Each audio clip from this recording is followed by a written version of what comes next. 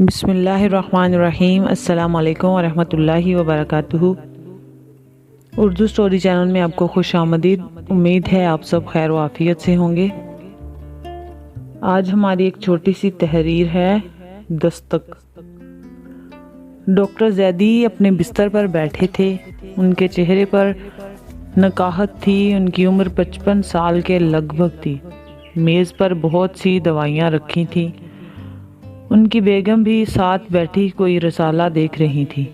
اچانک ڈاکٹر صاحب نے کہا، دستک سنی؟ بیگم نے نفی میں گردن ہلائی، مگر ڈاکٹر صاحب کو مسلسل دستک کی آواز سنائی دیتی رہی۔ انہوں نے بیگم کو زبردستی دروازے تک جانے کے لیے کہا۔ بیگم پہلے تو ٹال مٹول کرتی رہیں، پھر تنگ آ کر دروازے پر گئیں۔ وہاں کوئی بھی نہیں تھا، مگر ڈاکٹر صاحب اب بھی دروازے پر دستک ہونے پر زور دیتے رہے۔ بیگم زیدی نے کہا، جب ڈاکٹر برہان آئیں گے تو میں ان سے آپ کے اس وہم کے بارے میں بات کروں گی۔ کچھ دیر بعد دروازے پر گھنٹی بجی۔ ڈاکٹر زیدی نے کہا، اب تو کوئی آیا ہے۔ بیگم بولیں، شاید ڈاکٹر برہان آئے ہیں۔ بیگم نے دروازہ کھولا اور ڈاکٹر برہان اندر آ گئے۔ ڈاکٹر زیدی کے قریب بیٹھ گئے۔ بیگم زیدی چائے بنا کر لائیں اور ڈاکٹر برہان کو ڈاکٹر زیدی کے وہم کے بارے میں بتاتے ہوئے کہا، برہان بیٹا، آج انہیں بار بار یہی خیال آ رہا ہے۔ میں نے کہا بھی ہے کہ شاید تیز ہوا کی وجہ سے شور ہو رہا ہے، مگر یہ مانتے ہی نہیں۔ 2 مرتبہ مجھے دروازے پر بھیجا ہے۔ ڈاکٹر زیدی درمیان میں بولے، اور وہاں کوئی نہیں تھا۔ بیگم نے کہا، کوئی بھی نہیں تھا۔ ڈاکٹر برہان نے پوچھا، ڈاکٹر صاحب، کیا میں آپ کے اس وہم کے بارے میں جان سکتا ہوں؟ ڈاکٹر زیدی نے ڈاکٹر برہان کو مخاطب کیا، برہان بیٹا۔ ڈاکٹر برہان قریب ہو کر بولے، کہیے۔ ڈاکٹر زیدی نے تفصیل سے بتانا شروع کیا۔ آج سے 18-20 برس پہلے کا واقعہ ہے۔ اس زمانے میں میری پریکٹس خوب چلتی تھی۔ سر کھجانے کی بھی فرصت نہیں ملتی تھی۔ ڈسپینسری اور گھر پر مریضوں کا تانتا بندھا رہتا تھا۔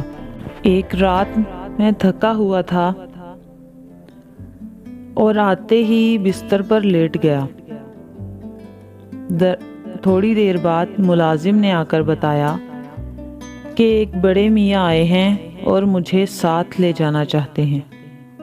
میں نے انکار کر دیا، مگر وہ بوڑھا میرے کمرے میں آ گیا اور منت سماجت کرنے لگا کہ میرا بیٹا سخت بیمار ہے، پہلے بھی آپ کی دوا سے شفا ہوئی تھی، چل کر دیکھ لیں، مگر تھکاوٹ کی وجہ سے میری آنکھیں بند ہوئی جا رہی تھیں، اس لیے میں نے سختی سے انکار کر دیا۔ ملازم نے اس سے باہر نکالا تو وہ دروازے پر دستک دینے لگا۔ نہ جانے کب تک دستک دیتا رہا اور میں سو گیا۔ صبح اٹھا تو طبیعت پر بڑا بوجھ تھا۔ افسوس کر رہا تھا کہ میں نے بوڑھے کو کیوں مایوس کیا۔ ڈاکٹر برہان نے کہا، یعنی اس وقت آپ کا ضمیر بیدار ہو گیا تھا؟ ڈاکٹر زیدی نے بتایا، بس یہی بات تھی۔ میں نے اس بوڑھے کو ڈھونڈنے کی بہت کوشش کی، مگر مجھے اس کا کہیں بھی پتہ نہیں چلا۔ ڈاکٹر برہان کسی نتیجے پر پہنچ گئے۔ وہ بوڑھا تو چلا گیا، مگر اب کبھی کبھی آپ کا ضمیر دروازے پر دستک دیتا ہے۔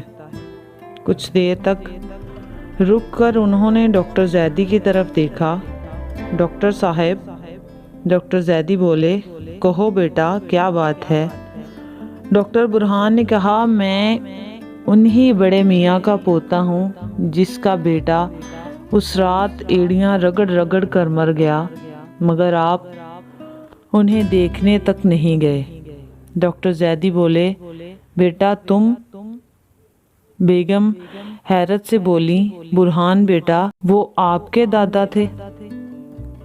ڈاکٹر برہان اٹھتے ہوئے بولے، اچھا ڈاکٹر زیدی، خدا حافظ، اطمینان کے ساتھ سوچئے کہ اب دوبارہ وہ بوڑھا آپ کے دروازے پر دستک نہیں دے گا، اور اب دروازے پر دستک نہیں ہونی چاہیے۔